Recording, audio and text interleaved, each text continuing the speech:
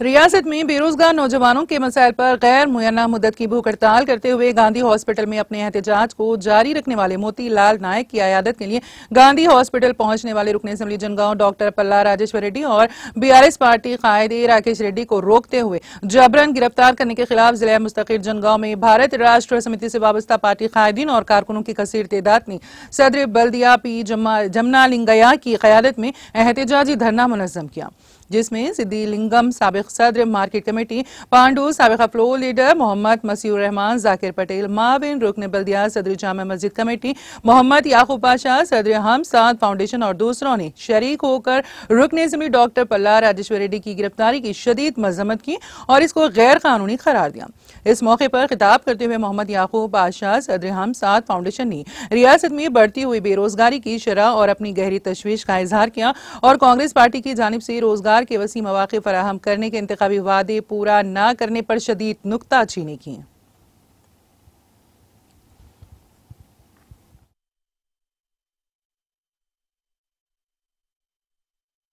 Mega DSC ప్రకటిస్తామని ఇలా ఉద్యోగుల ఓట్లతోని అధికారంలోకి వచ్చిన కాంగ్రెస్ పార్టీ ఇలా మాట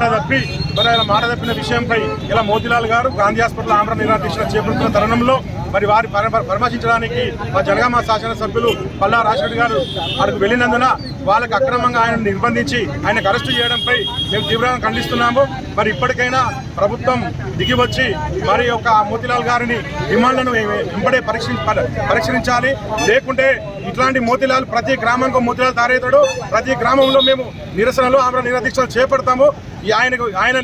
ఒక ఆమరణ నిరాదీక్ష మద్దతుగా అన్ని నియోజకవర్గాల్లో కూడా మేము ఉద్యమాన్ని చేస్తామని ఇప్పటికైనా ప్రభుత్వం దిగి రావాలని, ఇలా అరెస్ట్ చేసిన ఎమ్మెల్యే గారిని బేషరతుగా విడుదల చేసి వారికి క్షమాపణ చెప్పాలని ఇలా జనగామ ఆర్టీ చౌరస్తాలో మా బీఆర్ఎస్ కుటుంబ సభ్యులందరం కలిసి ఇలా నిరసన వ్యక్తం చేశాము। ఇప్పటికైనా ప్రభుత్వం వెంటనే స్పందించాలని కోరుచు జై తెలంగాణ, జై పల్లా రాజేశ్వర రెడ్డి, జై కేసీఆర్।